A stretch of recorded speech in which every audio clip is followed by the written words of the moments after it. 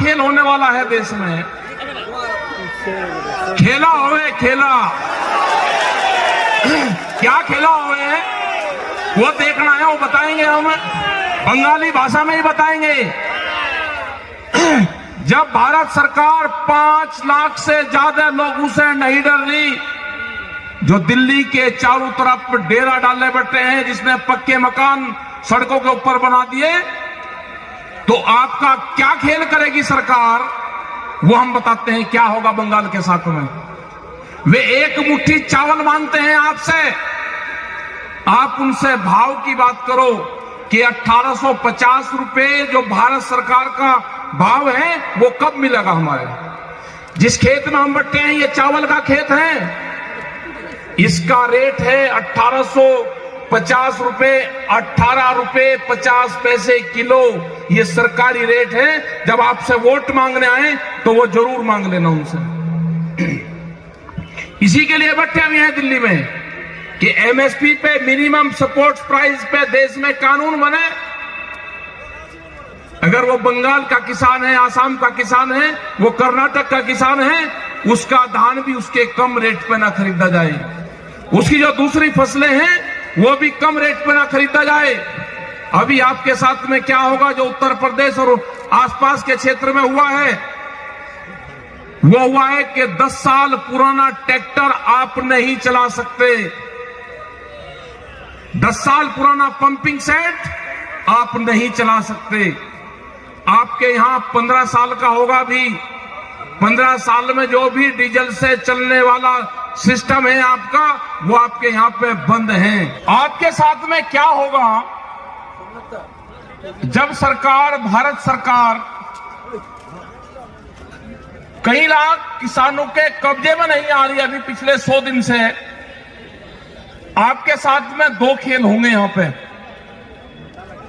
पे पहला है कि एमएसपी पे खरीद नहीं हो रही, दूसरा सबसे बड़ा खेल होगा, बड़ी बड़ी कंपनी आएगी जिसको देश बेचा जा रहा है, वे कंपनी आएगी समुद्र में मछली पकड़ने के लिए भी बड़ी कंपनी आ रही है। मछुआरा का जो किसान है, जो समुद्र के पास का किसान है, उसको बहुत बड़ा नुकसान होने वाला है। उसके बाद में नुकसान होगा जो आपके घर के बाहर गड्ढे बने हैं जिसमें आप मछली पकड़ने का काम करते हो, घर के घर में ही, ये पूरे बंगाल में है, ये बंद होंगे।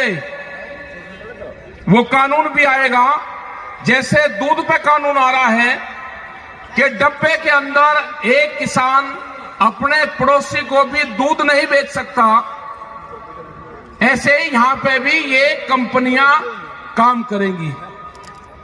क्या किसान जिंदा रह सकता है? ये बड़ी बड़ी कंपनियों के हवाले देश को करा जा रहा है। अगर किसी पार्टी की सरकार होती तो वो बात कर लेती, ये पार्टियों की सरकार नहीं, इस सरकार को कंपनी चलाती है। बड़ी बड़ी कंपनियां हैं जो सरकारों को चलाने का काम कर रही है। वॉलमार्ट जैसी कंपनी आ रही है, अडानी जैसी कंपनी आ रही है, जिसके हाथ में पूरे के पूरे विभाग बेच दिए, टेलीकॉम बेच दिया, हवाई जहाज बेच दिए, एयरपोर्ट बिक गए, रेलवे बिक रही है। अब अगला काम किसानों का है, किसानों का। पिछले 100 दिन से किसान बैठे हुए हैं, देश का किसान, कई लाख आदमी बैठे हुए हैं, 300 के आसपास लोग हमारे शहीद हो गए हैं। उसके बाद में भी सरकार बात करने को भी अभी तैयार नहीं है। ये आंदोलन पूरे देश में खड़े करने पड़ेंगे, ये आंदोलन डिस्ट्रिक्ट वाइज खड़े करने पड़ेंगे। आपको बैरिकेडिंग और बैरियल तोड़ने पड़ेंगे, बड़े आंदोलन होंगे। ये आंदोलनकारियों की धरती है। आपको आंदोलन, लड़ाई आपको लड़नी पड़ेगी। वो लड़ाई बाद की होगी, पहले यह है कि यहां पे इलेक्शन है, जब यहां पर आए तो प्रेस के लोग और सब लोग इलेक्शन की बात जरूर करेंगे। हमारे संयुक्त मोर्चे ने तय करा है कि हम बंगाल में जाएंगे, बंगाल के लोग उस अपील करेंगे कि आप दिल्ली आकर आंदोलन नहीं कर सकते, आपके वहां पे इलेक्शन है, आप बीजेपी को हराने का काम करो। आप उसको वोट मत दो, उसको हराने का काम करना। वोट आपको किसको देनी है वो अपने आप तय कर लेना। जो भी आपको मजबूत कैंडिडेट लगता हो, बीजेपी को हरा सकता हो, आप उसको वोट दे देना। जो ये भगोड़े लोग हैं ना, जो अभी तक यहां पे मंत्री थे और फिर छोड़ के भागे, उनके सामने कर जा रहा। एक महिला यहां पे लड़ाई लड़ रही पूरे भारत सरकार से, उसको एक्सीडेंट करवा दिया, उसको हॉस्पिटल में डलवा दिया। आप देख लेना किसको आपको देना है वो। हम तो संघर्ष वहां पे करते रहेंगे। हमने कहा कि जब तक 3 बिल वापसी नहीं होंगे, किसान घर वापसी नहीं जाएगा। जब तक एमएसपी पे कानून नहीं बनेगा, किसान घर वापसी नहीं करेगा। एमएसपी पे अगर कानून बनेगा तो यहां से भी चावल पैदा करने वाले किसान को 1850 रुपए अगर कोई भी खरीद करेगा, या सरकार खरीद करे या कोई व्यापारी खरीद करेगा आपके गांव से, तो उसकी रसीद आपको देगा पक्की। 1850 रुपए से कम पे वो खरीद नहीं कर सकता। ये कानून बनेगा।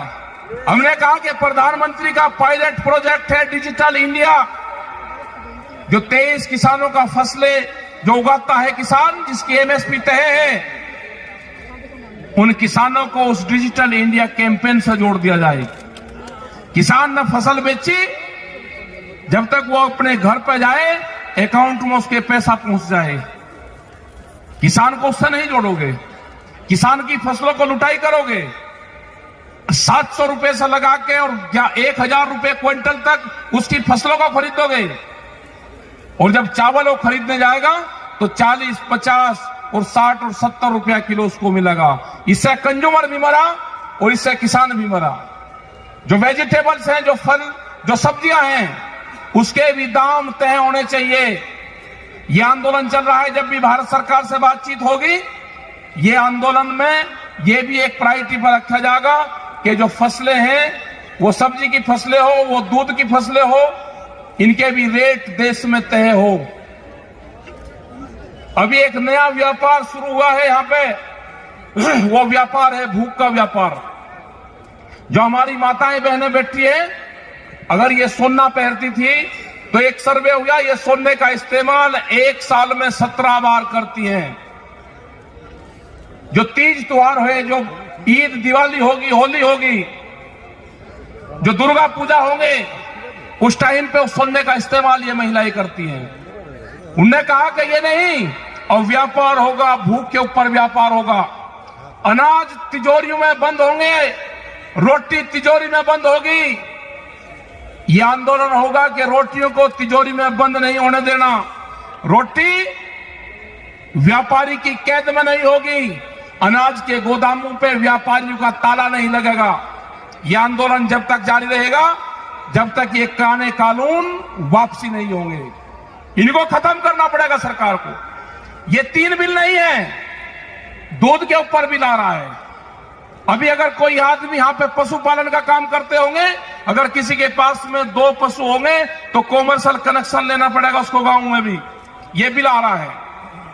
अगर आप कौन से खेत में किस चीज का कंपनी का बीज बोओगे, पेस्टिसाइड बिल आ रहा है, सीड बिल आ रहा है। बीज का कानून देश में आ रहा है। अब इन बिल के बाद में अगर आंदोलन ना होता तो अब तक वो बीज का कानून भी आ गया होता। इस खेत में आप क्या बोओगे वो सरकार तय करेगी।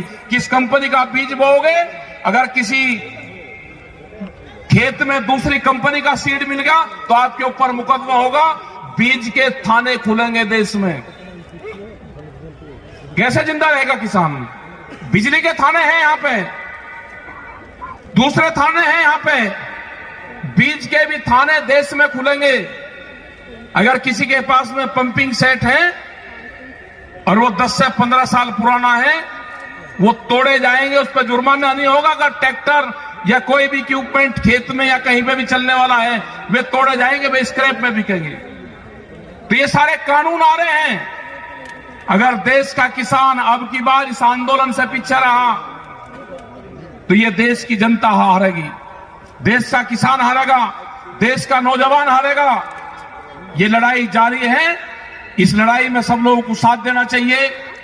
रेलवे के कर्मचारी 2022 में अगले साल 4.5 लाख कर्मचारी हट जाएंगे। वॉलमार्ट जैसी कंपनी आ रही है, उसके पास में 10,000 पानी के जहाज हैं। उसका पहला यह है कि जो साप्ताहिक बाजार लगते हैं वे साप्ताहिक बाजार पूर्ण रूप से बंद होंगे।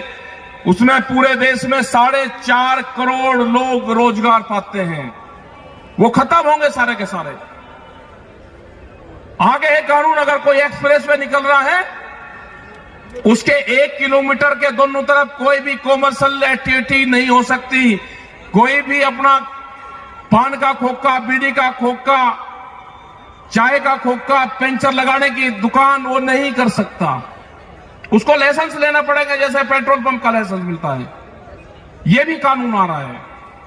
तो करीब 40 से ज्यादा कानून अभी देश में इस तरह के आने वाले हैं, उससे देश नहीं बचने वाला, बर्बाद होगा पूर्ण रूप से। और ये सारी की सारी जमीनें हमारी कंपनियों के पास में जाएगी। यहां पर आएगी वो कंपनी और वो कहेगी कि 40,000 रुपए एकड़ का अगर रेट है तो वे 60,000 रुपए एकड़ आपको देंगे। तो किसान उसको तुरंत देगा और वो एग्रीमेंट होगा आपका 30 से 40 साल का।